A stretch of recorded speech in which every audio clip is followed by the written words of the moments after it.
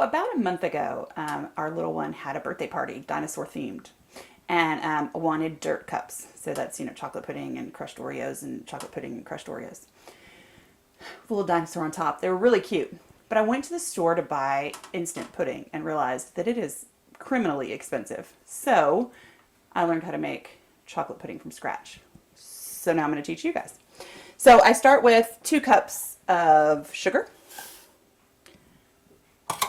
1 cup of cocoa powder, unsweetened, and 1/2 a cup of cornstarch,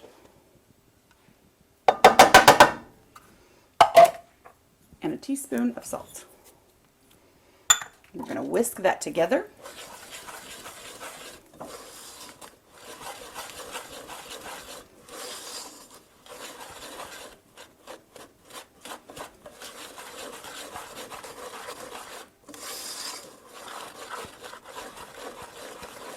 And then I'm going to add 8 cups of whole milk.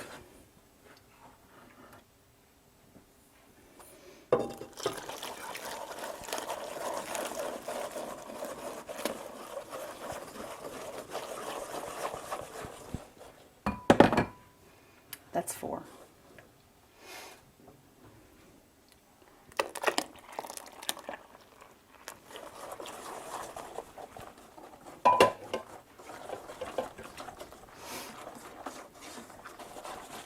Now we're going to turn the stove on to medium, and we're going to stir while we bring this to a boil. Should take about 5 or 6 minutes. Right now I'm just trying to break up the chunks of cocoa powder, which you can sift if you want. I have discovered that just whisking actually breaks them up too, so I don't take the time to sift.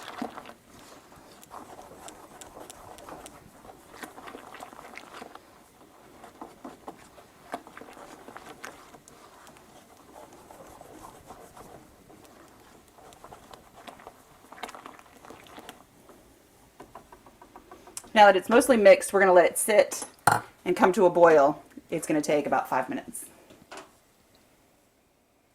So it's actually been 10 minutes and it is just starting to boil. So I'm going to leave it for a couple more minutes because we need actual bubbles. And then we're going to stir for 2 minutes till it thickens up, like custard, but without eggs.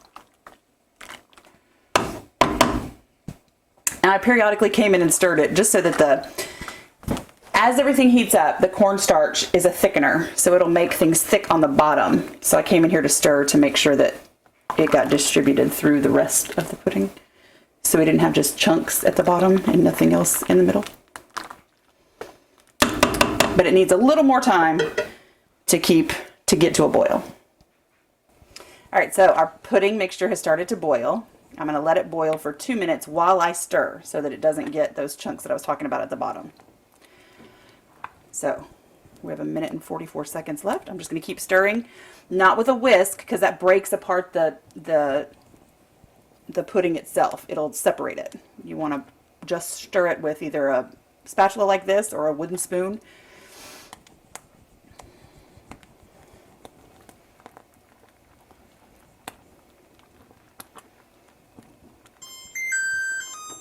Okay, now we're going to turn the heat completely off. I'm going to add in 4 tablespoons of butter,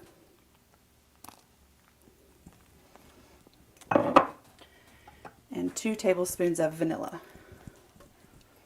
And we're going to keep stirring until that butter melts. It's not going to take long because this is piping hot. Let's see, if you stir and you find chunks of butter like that, just keep stirring. And then you can do one of 2 things. You can put your pot with a lid on it in the refrigerator while it cools down and turns to thick pudding. Or you can pour it into a separate bowl. Or, actually there are 3 things you can do. The third is that you can separate it into smaller bowls and put those in the refrigerator. If you are looking for something to cool down quickly, put it in smaller bowls. If you have time, then just stick the pot in.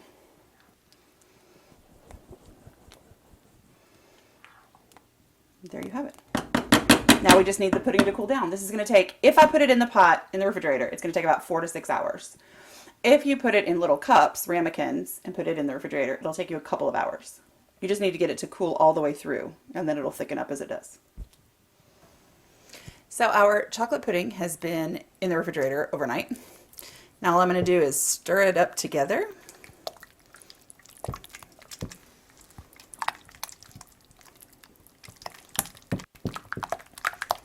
And now we have perfect, delicious chocolate pudding.